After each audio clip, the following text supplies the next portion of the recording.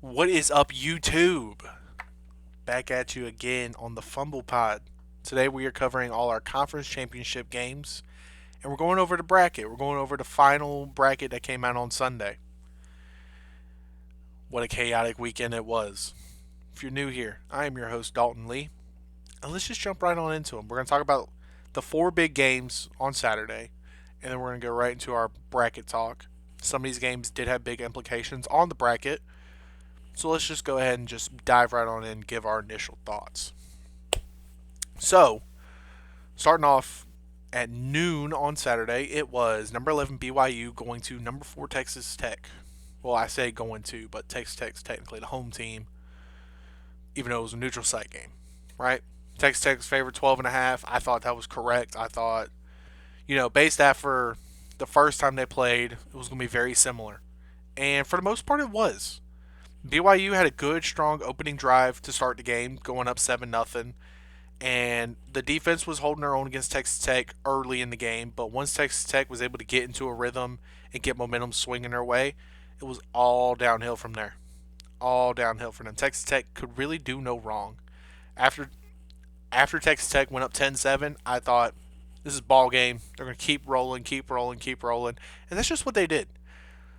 The pressure from the defensive line on Bachmeier got to him. He didn't look great. And pair that with great offensive plays from their offense, it was just a wonderfully done, well recipe by Texas Tech. Just being able to go in, be able to dominate, and just handle business, secure their playoff spot, secure a potential first round bye, and get ready to move on to the next week. BYU, I still wouldn't hang your head too low. You went 11-2 on a year. Your only losses were to Texas Tech, one on the road, one at a neutral site in the conference championship. I mean, you extended your head coach. You got a young team that's ready to play. You got a program that's willing to throw money into it. I don't think BYU is going to have that sudden fall off to where they're just going to be bad. I think they're always going to be in the mix for the Big 12 and be competitive. For Texas Tech, though, this only further proves the NIL. You start throwing money into these Texas programs, they're going to produce. They're going to produce. Texas Tech was the only Texas program to make their conference championship this year, and they won by a landslide. I think really great years by both teams. Excited to keep watching this Texas Tech team as they continue on throughout the rest of the season. BYU, I still wouldn't hang your head. You had a really good year. Truly had a great year. Excited to see where you're going from here. Then at 4 o'clock, you had number 3 Bama number 3 Georgia versus number 9 Bama. And at first, this game looked like it was going to be a classic SEC battle. Defense is playing out of their mind. Offense couldn't really do a whole lot. And then Georgia is able to get up a touchdown and turn around and get a stop on Bama. I'm like, okay, it's going to look good. And then on that punt, Georgia blocks the punt by Bama, immediately scores. I'm like, uh-oh. Then Bama scores again to go up 21-zip. And it's like, oh, no. And that really set the tempo for the game. That Bama offense just looked abysmal in the first half. Ty Simpson was missing easy throws. I remember a little swing route to the running back out of the backfield. It was 3rd and 4. He hits him in the chest, and, he's easily getting 4 yards. Throws it low and in front of him. He can't get his hands on it. It's incompletion. There was a couple throws that were high or low and just off target. He just didn't. Ty Simpson did not have a good day. That Georgia defense played out of their mind. They looked like the Georgia defense that we know from 2 to 3 years ago. Getting pressure early and often. The coverage was very sticky. Just incredible, incredible defense. I think they got 5 or 6 sacks on the day. And the offense, but Bama's offense couldn't do nothing. Couldn't run the ball. Passing game wasn't there. It truly was just classic 3-and-out football. Give it to Georgia. Georgia was able to just run the ball, milk the clock. Gunnar Stockton had a good day. Didn't play terrible. He played efficient. But the run game was their biggest factor between that and the defense. Kirby Smart gets another SEC championship. firmly puts them in the playoffs. Bama, after this loss, questioning whether or not they'd be good enough to get in. Comparing their resume to other teams' resumes, as 3-loss team coming out of the SEC, going one-on-one on this matchup, even though they had went to Athens and beat Georgia. It was just a, it was a, if you're a fan of offense, it wasn't the best game to watch. But if you're just a fan of really good, hard-nosed football, it was a good game. Just in terms of Georgia playing phenomenal on both sides of the ball and completely throwing another team out of sync. If you're a Bama fan, you didn't enjoy the game not one bit. If you're a Georgia fan, you loved every moment of it. You truly did. We started out our picks 2-0. Then we get to the two 8 o'clock games. Number 2 Indiana versus number 1 Ohio State. I thought, just because of how good these offenses could be and have showed that they can be, I thought they were going to show out. Boy, was I wrong. Boy, was I wrong. Final score was 13-10, Indiana. And it truly was just masterclass of defenses on both sides. Both quarterbacks at times didn't look good. Running games weren't fully there. The defenses just kind of were able to do whatever they want. But I will give credit where credit is due. Fernando Mendoza had a couple just stellar plays, especially late. Put him in position to give him the field goal to go ahead late. And then they get the stop on Ohio State. They need a big third down to basically seal the game. Makes an incredible throw through tight coverage just to get the needed yardage. I think this was his Heisman moment, beating the unbeaten Ohio State Buckeyes in the conference championship to secure what many of us thought were going to be the number 1 seed in the playoff. And they did.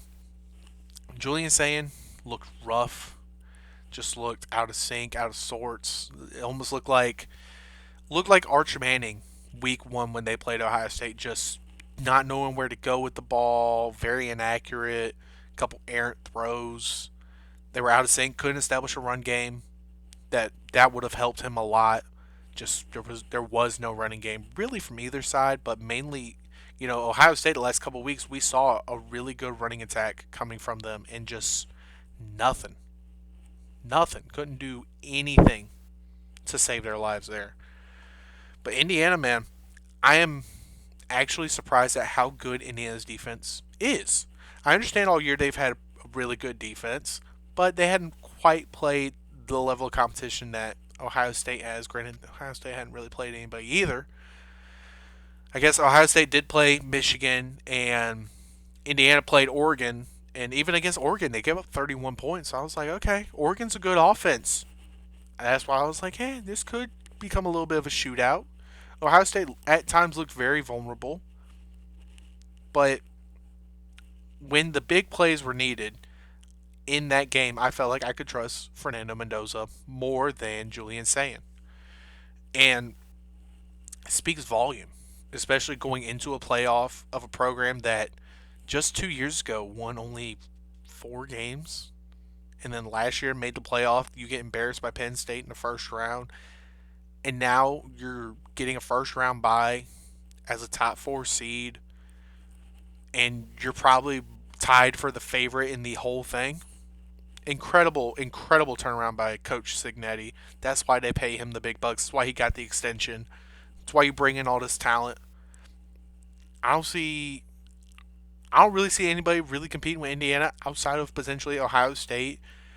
Maybe Georgia, if their defense plays almost identical to how they played against Alabama, they can compete. But Indiana just straight up manhandled Ohio State. Cardinal Tate and Jeremiah Smith didn't do a whole lot. Again, the main reason Ohio State was in that game was because of their defense. They do still look like, I would still say, one of the top defenses, if not the best defense, just because it was still a tough day for Mendoza. It was just Mendoza in the right times had to make the right plays and did. And Ohio State forced him to make tough plays, and he was just able to. Sometimes you just got to tip the cap and move on with it. But that was a great, just fundamentally played football game. You had two great defenses. You had offense trying to figure out some wiggle room to get some form of points. And then it just came down to, all right, who's going to be a baller and who's not. And I know Ohio State is very upset and got shades of previous playoff games because your kicker misses a chip shot field goal to potentially tie it with 5 minutes left in the game. It almost reminds me of back when it was still the four-man playoff and they had Georgia on the ropes and had to kick a 45-yarder and he just pulls it left. Does the same thing here, right hash, pulls it left, and it's just a tough way to lose a conference championship game. So you gotta hope that that doesn't come back to bite you again in the playoff. If not, I'm gonna feel bad for the kid. I do feel bad for him in the biggest stage, and to have something like that happen, especially in a game where you're really needed. It's a tough go about it. And then we have the second 8 o'clock game. He had the ACC championship. 7-5 Duke playing number 17 ranked Virginia Cavaliers. Virginia was favored by 4. I picked Virginia to win this game. I thought it was going to be closer than the first time they played earlier in the regular season. And this game was very shocking. Duke gets the ball, goes on like a 7-minute drive, puts up a touchdown. They're able to get a stop on. No. Yes. No. Virginia goes down, scores, ties it up. Okay. It's early. Duke punts it back. Virginia punts it back. I'm like, okay. Duke defense playing good. Some that didn't really expect. The defense hadn't played good all year. Duke gets a field goal. I'm like, okay. They get another stop on Virginia. Virginia kind of shooting themselves in the foot a little. Like, okay. Duke with the ball has a chance to go up 2 scores. Throws a pick. Lets Virginia get right back into it. From there, Duke gets a lead, builds on it. At one point in this game, it was 20-10. Duke going into the fourth. And then Virginia clawing their way back. They had a 96-yard drive late in the fourth to tie it. Made some great plays on that drive. With just over 2 minutes left in the game, was able to cover 96 yards. Some of it was penalty yardage, but some of it was some phenomenal plays by Virginia, just being able to get chunk yardage, and that last touchdown to tie it. Beautifully thrown ball to the end zone. Corner gets beat. Receiver's got to make a diving catch. It was a great catch, great play. Go to overtime. Duke gets the ball, goes, scores a touchdown like immediately. I think I ran 6 total plays. First 2 got 2 back-to-back first downs. Took them 4 plays to score a touchdown, but they did. Sitting there, I'm like, okay, maybe they get a stop. Maybe it goes in double overtime. Who knows? It's the only game of the weekend to go into OT. Who knows what's going to happen? And Virginia with probably the worst play call I have seen. I'm not going to say ever, but just a terrible play call.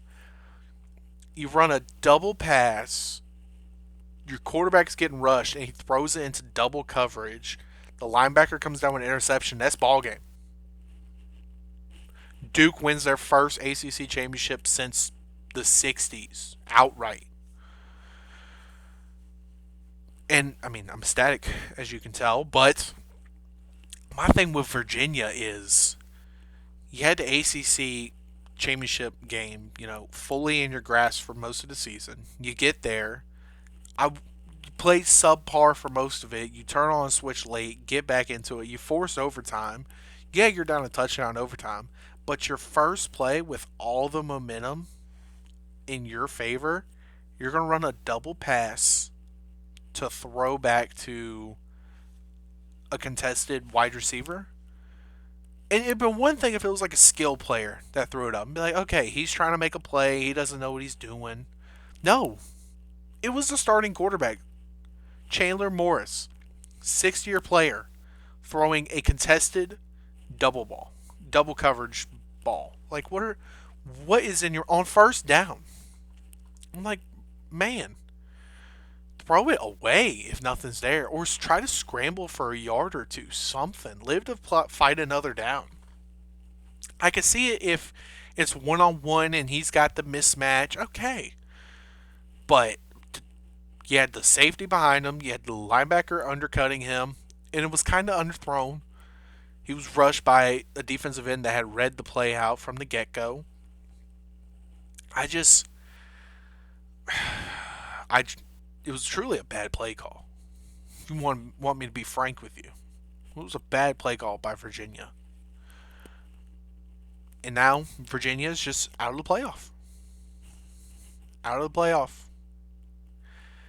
That's the one thing that was exciting.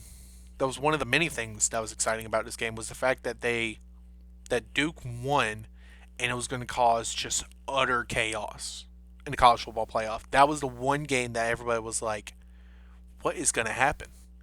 Because Texas Tech beating BYU, we're like, okay, BYU's probably out. Texas Tech's obviously in. Georgia, Bama, we're like, okay, Bama's resume's got to go against Notre Dame, Miami, a couple other teams to possibly make an argument to get in. Indiana, Ohio State, it didn't really matter who won. Whoever won was going to get the first seed. Second one was probably still going to get a top 4 seed. But for the ACC, Virginia had to win in order to possibly just get an ACC team in there. Duke went and just opens the door for not only Tulane to get in, who won their conference championship on Friday, but James Madison. James Madison got in there. Utter chaos. But you know what? We love chaos at this point. We love chaos. Just because I think the chaos is going to cause some rule changes to happen in college football playoff seeding and bracket. Now, getting to that. Bracket came out the very next day around noon. And top 4, basically what we suspected. You had Indiana 1, Ohio State 2, Georgia 3, Texas Tech 4. That had been the top 4 the last couple weeks. After the conference championship games is what we expected. Your 5 seed was Oregon. Top 5 hadn't really changed. Number 6 still Ole Miss. Obviously, all those teams had met their ceilings and their floors, really. Number 7 was A&M, which they had been at that spot for a while. Number 8 still Oklahoma. Oklahoma didn't move, which is hard to. They had a really good year. They have a great defense. The offense is... I don't even want to talk about the offense. The first shocking factor of all this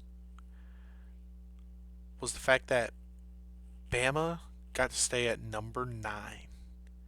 Number 9 going into the game.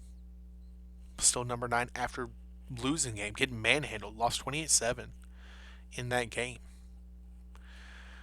So it's like, okay, so they're not really penalizing if you lose your conference championship if you're one of the bigger teams per se. I was still shocked. I figured they'd probably bump down a spot, but okay, they're number 9. Number 10 was I say it's the most shocking. It's really only shocking because I think the committee did a piss poor job of this. Number 10 is Miami. And that's been Notre Dame since the last 4 weeks or so. And since they've started doing the ranking show, Notre Dame has always been over Miami. At first it was by 8 spots, and then gradually Miami started climbing their way up to the point where last week, the last playoff show they did before the conference championship games, Miami was 12, BYU was 11, Notre Dame was 10. So we were like, okay, well, unless BYU wins, they're going to fall out 11. So then you're going to a direct head-to-head matchup with Notre Dame Miami, which should go to Miami. Beat Notre Dame week 1. Yes, it was only by a field goal. And yes, I would still say Notre Dame is probably the better team than Miami. But the fact is, we saw the two play each other. Miami won.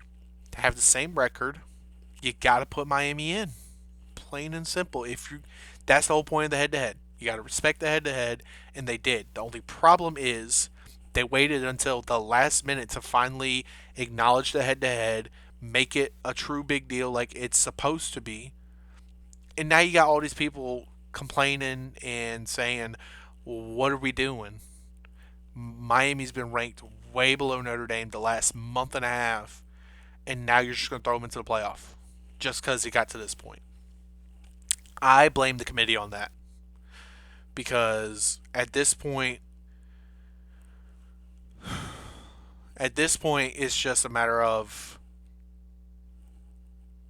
you had to have put them close enough for majority of this to continuously say it's a toss up.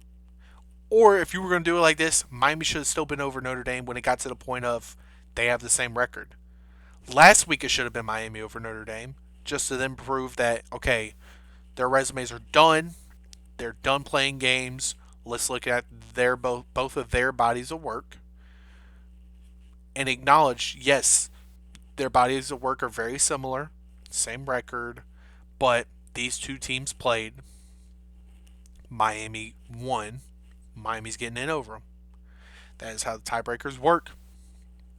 There is no better indication of a tiebreaker than who won the head-to-head matchup.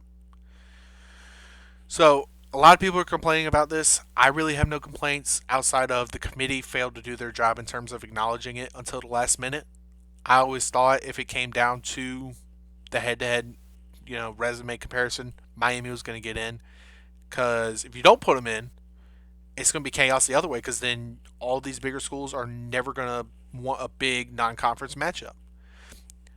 It'd been like if it was a point to where, let's say, Ohio State was 10 and Texas was 11, and they still put Texas in just because they're in the SEC, even though Ohio State won the game, or vice versa.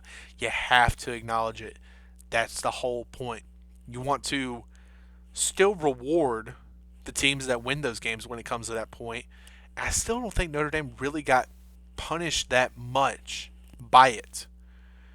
I think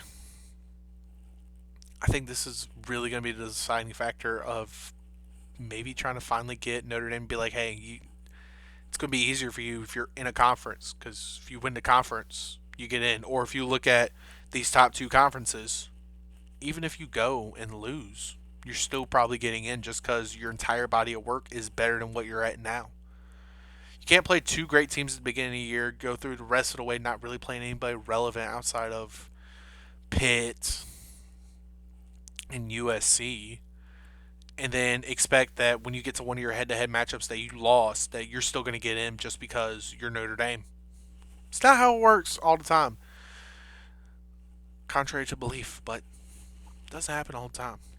And obviously, number 11, number 12. 11's Tulane, 12 is James Madison.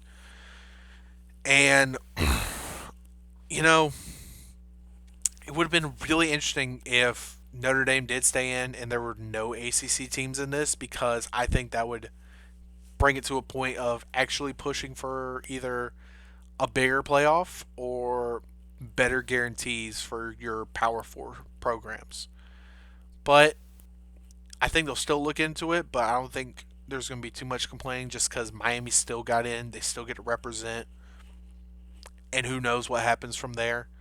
So the way the matchups are going right now, James Madison will travel to Eugene, Oregon to play the Ducks. Winner will go to the next round. They'll have to play Texas Tech.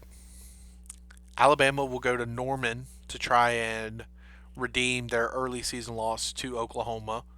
Winner will play Indiana. Tulane gets their rematch on Ole Miss when Ole Miss beat them by 30 plus in Oxford without Lane Kiffin. Winner will play Georgia. And Miami will travel to College Station to play Texas A&M. Winner will play Ohio State. I think the matchups aren't that bad outside of your 5 and 12 seed. I do personally think that Ole Miss Tulane is going to be interesting just because even though Tulane's head coach is leaving, he's going to stay and finish the playoff run. And Ole Miss has an interim in. Wouldn't shock me if that game is surprisingly close. Wouldn't shock me. I'll give my final thoughts on it when I do my predictions on all these games.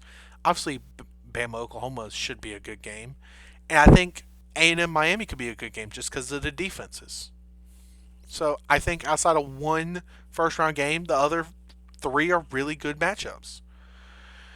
But that is all I have for you this week. If If you're new here, subscribe, hit the notifications button, let you know when we're posting more content. If you've been around for a minute, like the video, share with a friend, subscribe. If you have any hard thoughts or strong opinions about how the playoff went, how the bracket went, leave them down below. I'd love to hear your thoughts. Love to intermingle with them, see, kind of poke ideas, see who all's thinking what, so on and so forth. But until next time, deuces.